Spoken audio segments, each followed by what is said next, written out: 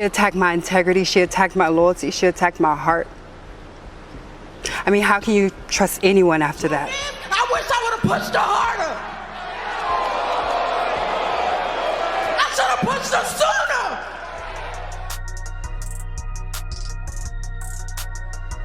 At The Real Rikishi, your daughter was dead wrong, and she's going to get everything coming to her ass. Pretty stiff words, Big Keish. What's your response to that tweet from Jade Cargill? Wow. It's just wow. Am I missing something here? Is this thing here is like heated up this bad to be able to call each other out? All right, we're going to talk about Rikishi. We're on this podcast, Rikishi Fatu Off the top again, but this time he talks about Naomi being the attacker of Jade Cargill and also more of Jade Cargill's actual message from social media. Let's check out more at Toxic Ring Scandal. I'm tired of being humble. I'm tired of letting people think they got a chance. The tribal chief is head and shoulders above everybody.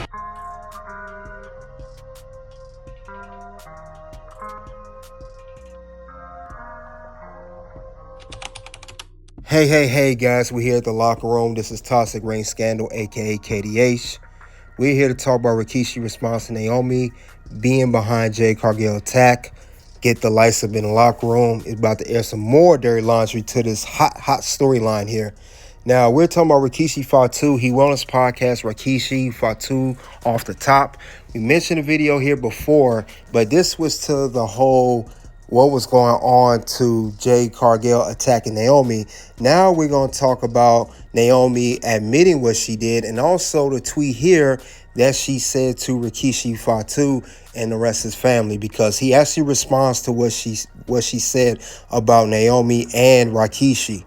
And also here we're going to check more about what Jade Cargill, she also, she did an interview on SmackDown. If you guys didn't catch SmackDown, she talks about how when she was attacked, she saw Naomi after everything was dark, how Naomi ran away. So clearly from the top, she knew it was Naomi. That's why it was so easy for Jade Cargill to attack Naomi at Elimination Chamber instead of where it seemed like she was going to go after Liv Morgan. But after this is then, this storyline is still heating up. Now, we know Jade Cargill, she has a match against Liv Morgan on SmackDown next week. However, Naomi was not on this past episode of SmackDown. I do see Naomi get involved in the match between Liv and Jade Cargill. But I know Rikishi Fatu, he's really defending his family. And I know he's going to talk about how he did not like what Jade Cargill said. He's also going to talk about the whole line from back in the day when he was behind Stone Cold Steve Austin being attacked back in 1999 and told The Rock, I did it for The Rock. He also responds to that as well. But he's going to talk about all that stuff here.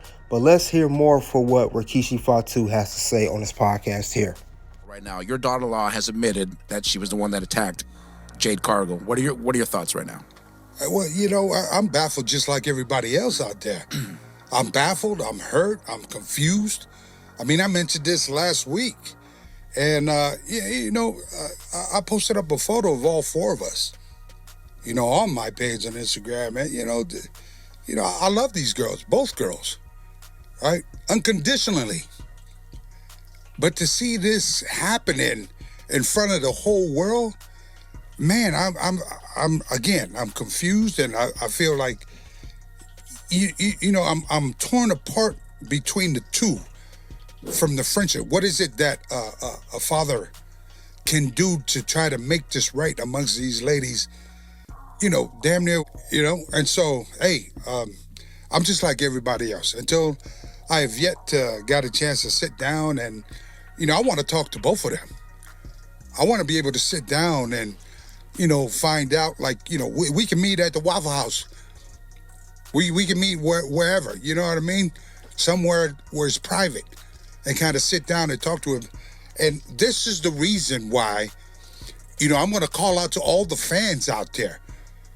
Because, there's got to be something behind something that would make this so-called, fight between the two that has come boiled up to being the most, talked about thing on the internet, besides my son being the, WrestleMania main event. So, I'm going to open up the phone lines. I think I want to do that every week until we can all try to figure out, what the hell has happened between Jade and Naomi.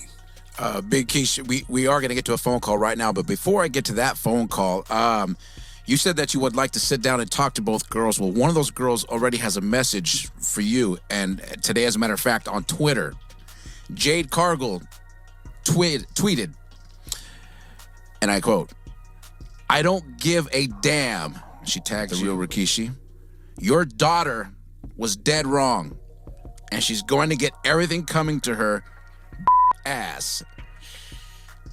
Pretty stiff words, Big Keish. What's your response to that tweet from Jade Cargill? Wow. It's just wow. Am I missing something here? Is this thing here is like heated up this bad to be able to call each other out like this? I had nothing to do with this thing here. And yet you throw my name in this thing here.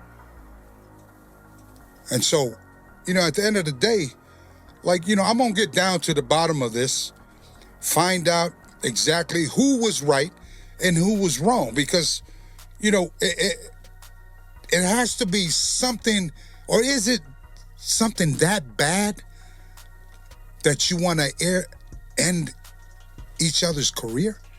Is it something, is there, I don't know. I'm confused. Again, I'm hurt. I'm sad because I love both of these girls. Damn it, it's a beautiful thing to see young ladies, black excellence, to rise to the cream of the crop. And now here we go. Here we go again. We gonna go after each other. There was nobody else we can go against. So there's gotta be a way where this thing needs to be fixed and it needs to be finished with. This thing here has been, I was a very happy papa, very happy man a couple of weeks ago, 3 weeks ago, or however long when my son won the Royal Rumble. Right. Then to come from that big celebration to now, to this. This has come just as top of the news as everything worldwide. As these two best friends are now all of a sudden, did Bianca have something to do with it? I don't know. These are the questions that we all need to know, right? I don't know. Was there something happen between Bianca and, Naomi? Trent? Or is it something going on with Bianca and Jade against my daughter-in-law? I don't know. But I'm damn sure gonna find out. You can bet that. Yes, sir. All right, that was Rikishi. Now, he talked about how he was confused of why Naomi was behind Jade Cargill getting attacked, pushing her onto that car, taking time off her career. Also, he said that why is his name dragged into Jade Cargill, mentioned him in that message on X talking about himself and Naomi. So he's confused. He don't know. He said he want to get to the bottom of it. Now, he said he had the idea of having a call in every week, until he gets to the bottom and see what's going on. That could be interesting. That could trend too. But yeah, this one thing he did say is true. This is the #1 trending storyline right now, all of wrestling. Now, we have a lot of storylines going on in WWE. We got the whole, Roman Reigns, CM Punk, Seth Rollins storyline. Of course, we got the John Cena turning heel. But we have this story here that's also, and I believe this story here is even bigger than John Cena's heel turn, because all this stuff happened the same night. The same night John Cena turned heel for the first time in 23 years, it's the same night that Jade Cargill returned and attacked Naomi. So it made buzz, but we're going to hear what else Rikishi got to say here on his podcast, because he had more to say here. I mentioned a playbook earlier, and let's got to address the elephant in the room. Let's go back to 1999, Big Keish. My question, and I think a lot of other people's questions. Yeah, I already know what you're going to ask me, Joey. What's that? And I did it for The Rock. That same thing, and because I see all these memes people put up, they got my picture, now they got my daughter-in-law's picture next to mine, like Papa, like daughter, like Papa, whatever the case may be.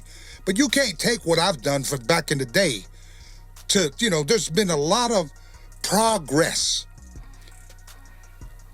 amongst us people as minorities, as Samoans, as family.